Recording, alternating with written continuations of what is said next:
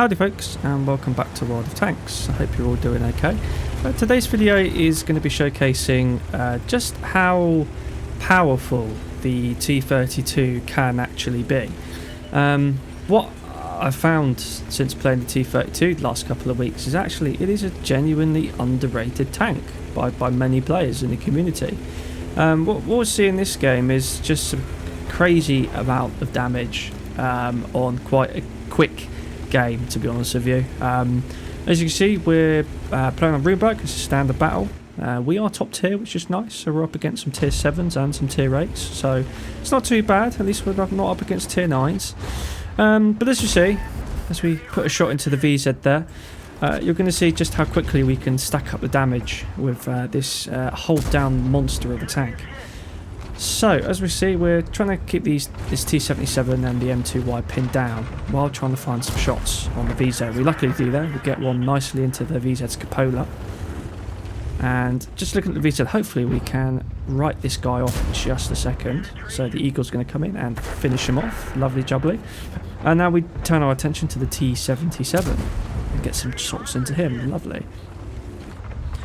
So if you're playing a T32, you probably want to be running definitely gun rammer and vert stabs. Vert stabs really does help this tank. The gun handling on the tank is awesome, to be honest with you. It's probably one of my favourite tier 8 heavy tanks at the moment, just because of the gun handling. And you'll see later on in this battle just how well that the gun holds up. And you can even see that I've got vert stabs in the incorrect slot. I could be benefiting from vert stabs a lot more if I actually put it in the firepower slot, but I hadn't. God knows why. And we're also running the vert stabs directive as well, and food, which is also helping us. So I've opted to play hardening this game, primarily because we're on a city map. And we luckily bounce a shot from the cheater there, eats our track, and we finish off the SU at the same time. And now we're putting some shots into T7, but it gets eaten by the track as well. So unfortunately, no more damage there. That could have put us over 2k. So then we try and go for a track, but no track there. But at least we get some damage in there. And as you see, I'm looking at this T20 now thinking, I could start putting some shots into this guy. Boom, snapshot in there. Just again showing the gun handling of this tank. And I'm telling my team, guys, keep an eye on that church, please, IS. We get another shot in. And as you can see, we're barely aiming here. So as you can see, the Hellcat rushes across. There's now VK at the back. We take a shot from RT. It's not too bad. It's the first shot we've taken all game so far. We finish the T20 off thanks to the Hellcat. And now we start putting shots into this VK. We get 2 in. Now we're going for a third. Nice. You can see over distance as well. This tank is just incredible. And at the moment we're on 3,800 damage. Almost 4k now already, which is just incredible. As we go around, I decided to auto-aim on the T77, which in retrospect is probably a mistake, but I'm looking at this cheater as I'm worried. I really don't want to take a shot from him, and he does decide not to come around since his friendly had died, thankfully. But as you see here, I do make a mistake. I do take a shot from the Cheeto. I could have gone through the window instead, and then he may have been able to bounce, because this tank is a hold down monster. The turret armor is really, really good in this tank, but the hull armor, not so much. The hull armor's pretty weak. And unfortunately, we leave him on 4 HP, guys, but we are able to get a cheeky shot in there and finish him off for 4 HP with our second to last APCR round there. So, game's almost over now. So we've got 3 TDs and an EBR. It looks like the EBR's still driving around the middle, having some fun there. RT almost gets a shot on us there. And we slowly go around the corner and hit the RT. Looking for another shot on the RT, but he's hiding now. And suddenly the UDES appears. So we need to try and get a shot on him. Snapshot that one, and we connect it straight away. And where's this UDES going now? Looks like he's gone as well. So now we're looking at where's this St. Emil. Not entirely sure where the St. Emil is, and this is why I'm playing this slightly more passive now, as the St. Emil's Alpha does prove a little bit dangerous since I'm only on 524 HP now.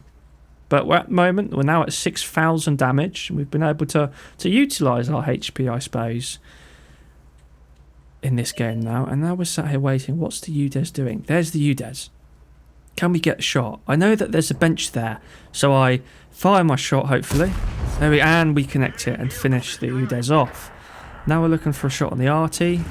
It looks like we're not going to be able to get it, and that's pretty much the end of the game, guys. So we get 6,371 damage with 260 assists, which is honestly just nowadays it's an average game for the T32. This tank is genuinely a dime. Definitely worth checking this tank out if you don't have it in your garage at the moment, and if you haven't played it in a few years, get it back out. Pop some equipment in it, definitely gun rammer and vert stabs, and then it's really your choice of hardening or turbo, or even rotation if you want to further improve the gun handling if you really wanted to. But yeah, it genuinely is a really good tank. So now we're going to quickly look at just the actual tank statistics, just so you guys can see kind of what equipment you should be running on it, what the actual stats are, and how that turret armor actually holds up. So on the actual 3D model, we're using Tomato GG. Highly recommend the website. You can see from the front, this turret is pretty damn good. Most tanks aren't probably going to be able to pen this. You'll find that some tier 9s and a lot of tier 10s, especially with heat, probably be able to go through. But I mean, face on, we're looking at 420 effective on the sides there. The gunman, that's basically, you're not going to be penning that at all, really, unless you go through the front of the actual mantlet where the gun is mounted there. You might be able to. The cupola, to be honest with you, is a little bit of a weak spot on it, but when you're hold down with the amazing gun depression this tank has, your cupola is basically just fully hidden. It's non-existent there when you're hold down. So if you can hide the top plate as well, the top plate's pretty weak, to be honest with you. We'll go on to the hull armor in a second. Most things just will be unable to fight you, and with your DPM, your rate of fire, and you can get the reload below 8 seconds, I believe. You can cause some pretty good damage in this tank. But yeah, the hull armor, not so good, to be honest with you. The hull armor, even if you're side scraping, it's not that great. I mean, most people when you side scrape, they're going to be going for your track, and they're just going to go straight through, to be honest with you.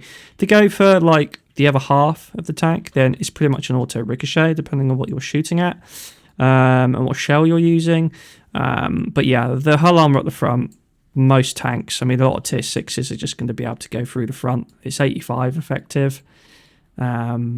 You know, depending on the role and depending on what perks you're running, you can probably pen that with some tier 6s and a lot of tier 7s. And most tier 8s as well. Yeah, I mean, in terms of the equipment that you guys want to be running, if we look at kind of the most by WNA, so most by damage, you can see that vert stabs, gun rammer, and turbo is the one which is given the most output. So I highly recommend running either turbo or hardening along with your gun rammer and your vert stabs. Definitely run the vert stabs directive as well on food. And if you really want to up your game, you can go with the experimental turbo hardening gun rammer. You could switch hardening out for vert stabs along with that, and that would really improve your gun handling. But again, it's always up to how you want to play. So if you can run 2 loadouts, even better. Run one with turbo if you want a larger map and you need to get that mobility out, or you can run hardening if you need the extra HP. Then definitely run that. Crew skills, definitely running Brothers in Arms and repairs 100%. Then, to be honest with you, it's entirely up to you. I would definitely run intuition. Yes, your reload is already pretty low anyway compared to a lot of heavy tanks, but definitely run intuition. I would also run safe stowage. I would, to be honest with you, run perfect charge for the shell velocity, just in conjunction with the actual handling of the gun itself. I feel it works out really well, and it suits my playstyle anyway. And then the rest, really, to be honest with you, is up to how you want to play the tank, whether you're going to be going for speed, accuracy, or, you kind of want to run like a hybrid heavy tank medium approach to this. You can really build this tank how you want to be played, and it will still live up to its expectations.